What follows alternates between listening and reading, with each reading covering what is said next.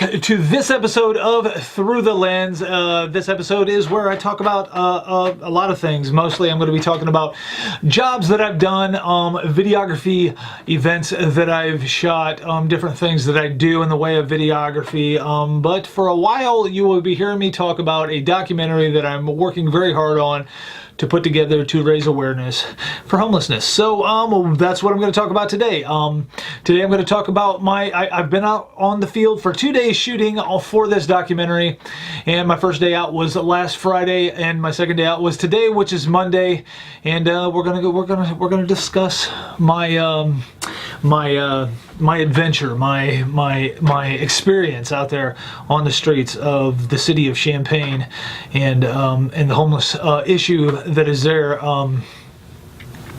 I don't see it as an issue. These people don't cause problems. These people are very friendly people. This is one thing that I will tell you about homelessness. One thing about homeless people is that they are the most kind, most giving and caring. You know, I guess it doesn't shock me, but these are people who have nothing.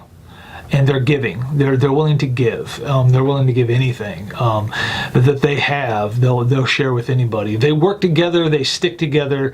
They're almost like a family out there, and they're humble and friendly and kind and giving, and maybe they're not all that way, but the ones that I have encountered are very much that way. So my first experience out on the field shooting for the documentary, which at this moment does not have a name yet, and I'm going to tell you this, guys, to shoot this documentary may take a lot longer than I had anticipated. I think that I may dive a little deeper into this documentary and maybe even travel some different places and talk with other homeless people in different locations. We'll see how this goes, but I really want to do a good job on this and really raise awareness for homelessness. So anyway, my first day out, I met up with a guy named Jeff, and Jeff is a man in a wheelchair. Jeff had a stroke, which put him in a wheelchair. Jeff is disabled. He does collect a disability check every month from the government, and he does have insurance. But here's the problem. Jeff's disability check is not enough to live on. He cannot afford housing. He cannot afford to live on this disability check. It's very minimal, especially with his needs and the things that he needs to accommodate him, being in a wheelchair and being disabled, being handicapped. And his insurance is not accepted in a lot of places. He can't go to a shelter because a lot of the shelters can't accommodate a man in a wheelchair, which in my opinion is terrible. In my opinion is very sad. In my opinion should be addressed, and that is something that should be very much looked into, because a lot of these people are homeless because of handicap issues. So I'm learning a lot out there, and I'm seeing a lot of things that need to change in these cities, and need to change through even these fundraisers that are raising money to give back to these charities. One thing I have learned is a lot of these homeless people said that these fundraisers aren't directly affecting them. These fundraisers, the funds aren't, they're not seeing effects of these funds. Now, I don't know if this is true. I'm not speaking this as facts. I'm speaking this in just my experience and what they've told me. I haven't dove in and talked to the fundraisers or the shelters. I haven't I haven't gathered facts yet. I'm just saying this is what I'm hearing on the streets. These are the people I'm dealing with at the moment. Now, believe me, I'm going to talk to the people who head up this fundraiser. I'm going to talk to shelters. I'm going to gather information and bring this documentary, you know, into the shelters, and bring this documentary, you know, to the people who head up this fundraiser, and figure out what's going on. But according to the word on the street, okay, before I get ahead of myself, met up with Jeff. Jeff was very helpful, very kind, very friendly individual. Jeff captured my heart. He was a very real man, very honest man, and he gave me a lot of information and a lot of warning. He said some of these people out here are not going to be happy to see you. Some of these people out here are not going to want to talk to you. He didn't tell me why, but I quickly found out why. But he was right. He gave me fair warning and told me to be careful. He was legitimately concerned about me, and I've helped Jeff out as much as I can. I buy him coffee every morning, things like that. I talked to him. I brought him a coat today. Last time I was there, he said the zipper on his coat broke. I didn't go out and buy a coat. I had a coat here. I told him, I said, it's going to be huge on you. It's big on me. He said, that's great. I need one. So I took him a coat today, you know, and he was very, very grateful, so grateful for it. But anyway, so I met up with Jeff Friday. We talked. We got to know each other. I talked to him most of the day. I kept going back just to talk to Jeff because, like I said, he captured my heart. He was a very friendly individual. I met up with a guy named Kevin and Steve. Kevin and Steve weren't very happy to see me. I told him about the charity that sparked my interest into doing a documentary, the charity A One Winter Night.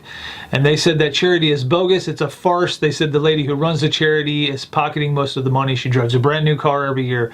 Like I said, I'm not speaking facts. I'm speaking, this is what these people told me.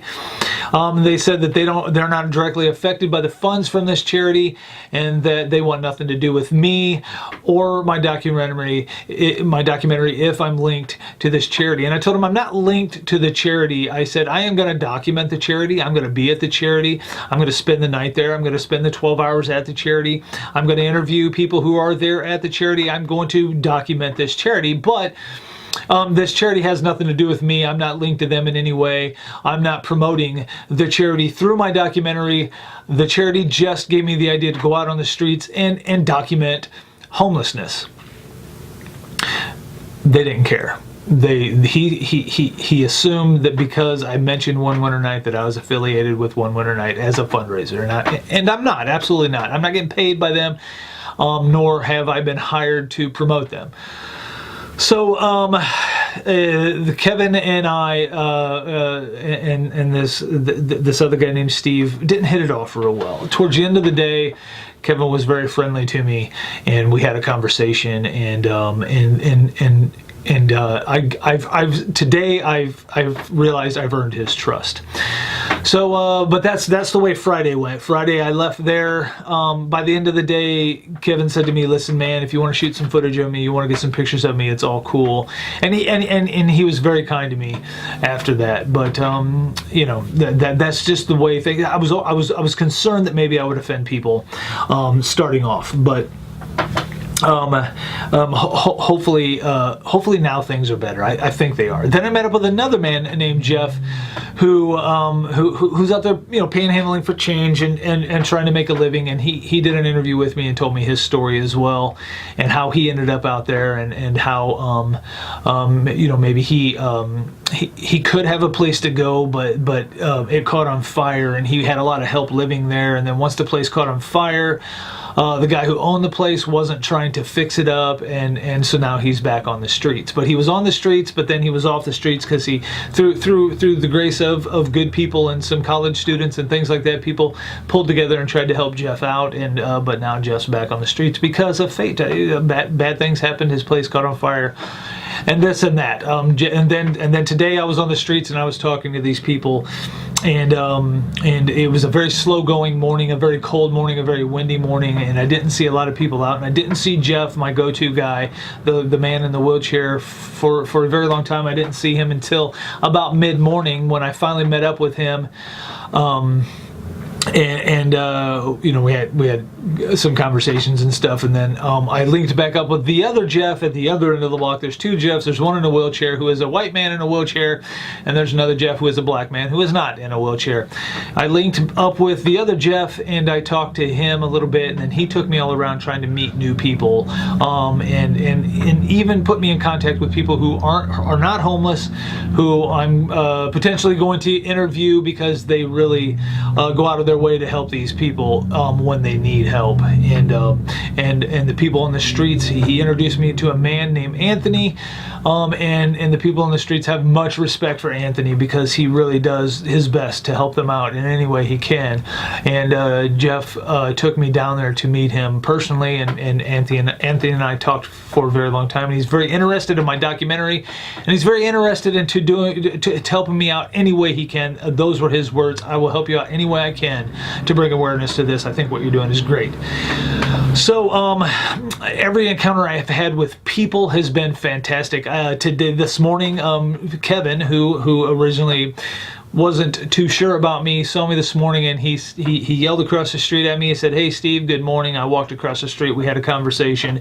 He told me about a little bit of an altercation he had at a spot that he goes into to warm up and stuff, and we talked about that. And he has my back now. He has accepted me, I think, and that is really my goal, guys, is to gain these people's respect. I respect them. I honestly do. I know that what they go through is difficult, and I know that what they go through on a daily basis is difficult, and I don't blame these people for being homeless whatsoever. I don't blame them for life is hard, and life is harder on some than others. Some of us are fortunate enough to have good jobs, and life hasn't thrown a curveball at us that put us in a situation that is very hard to get away from. So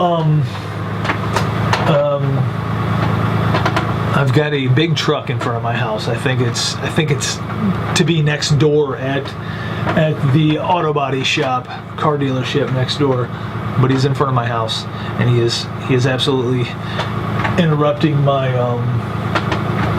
my podcast. Sorry about that.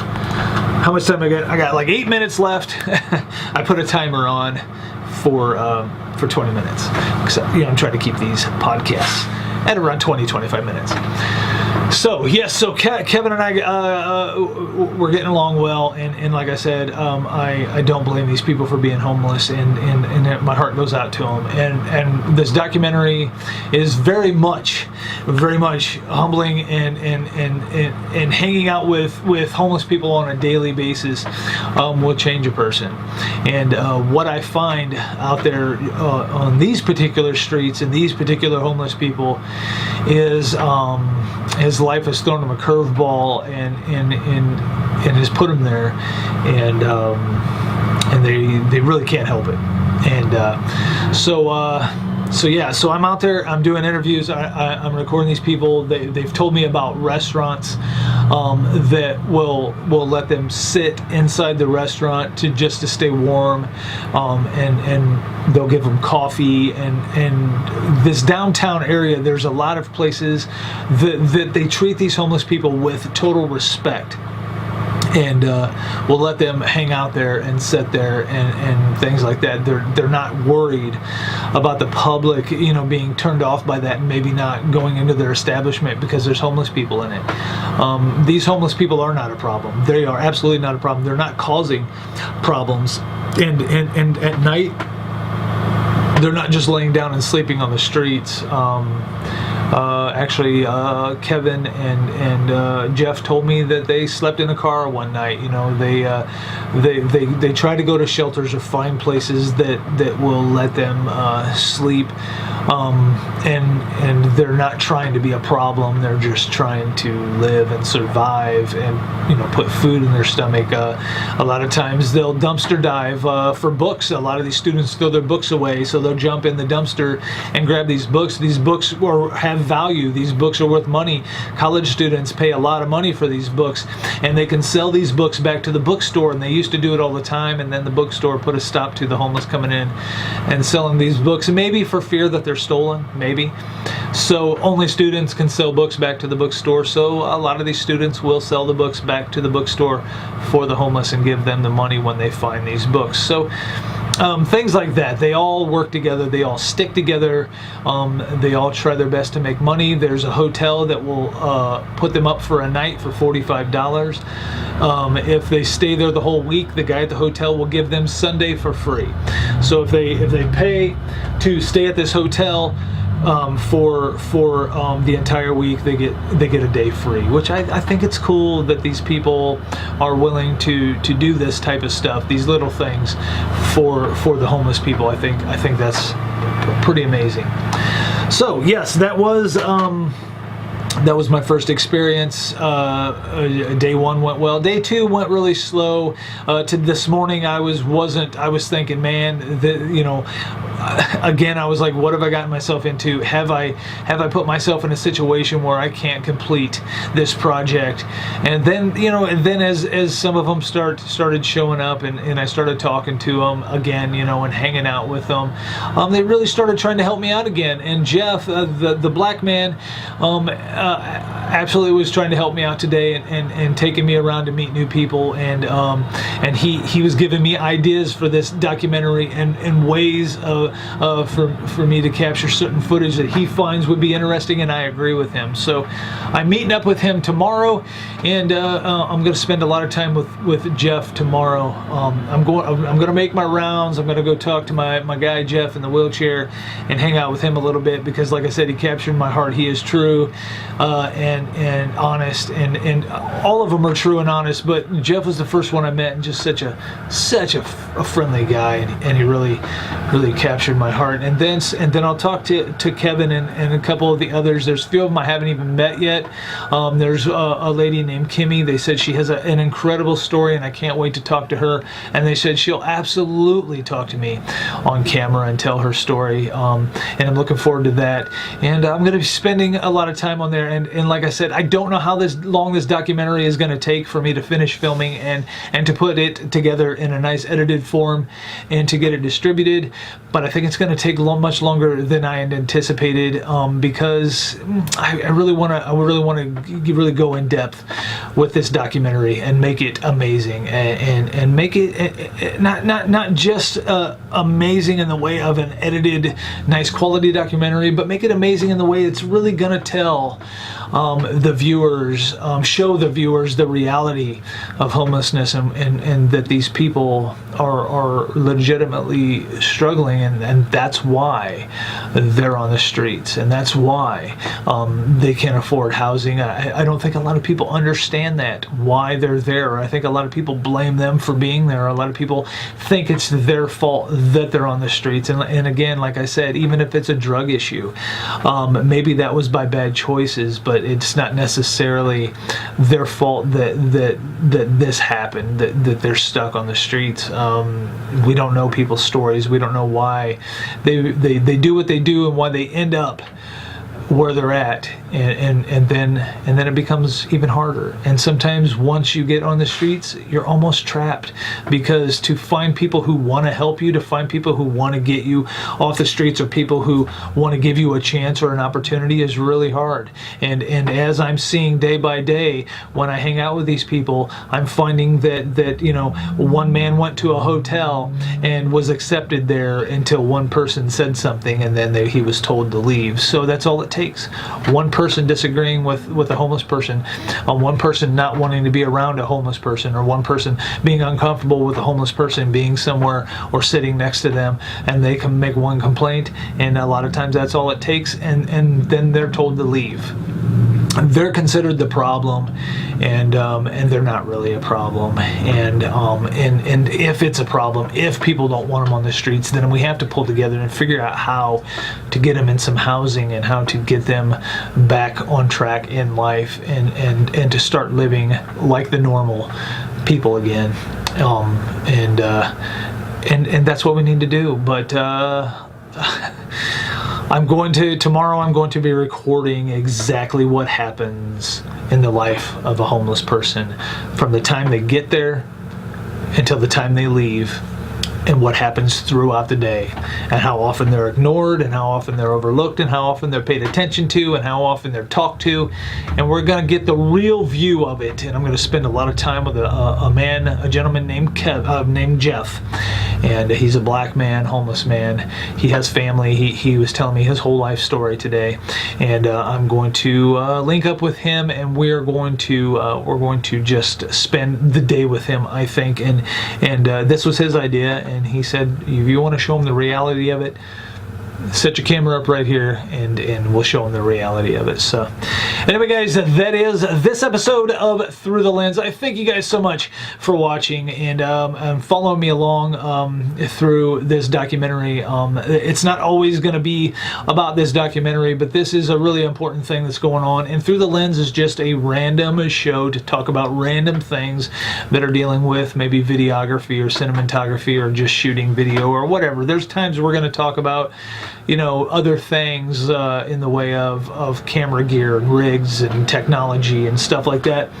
And there's times we're going to be talking about this documentary, which is these first quite a few first episodes will be about this documentary, and you know. So anyway, thank you guys for watching this episode of Through the Lens, and I appreciate you guys stopping by. I will see you in our next episode. Bye.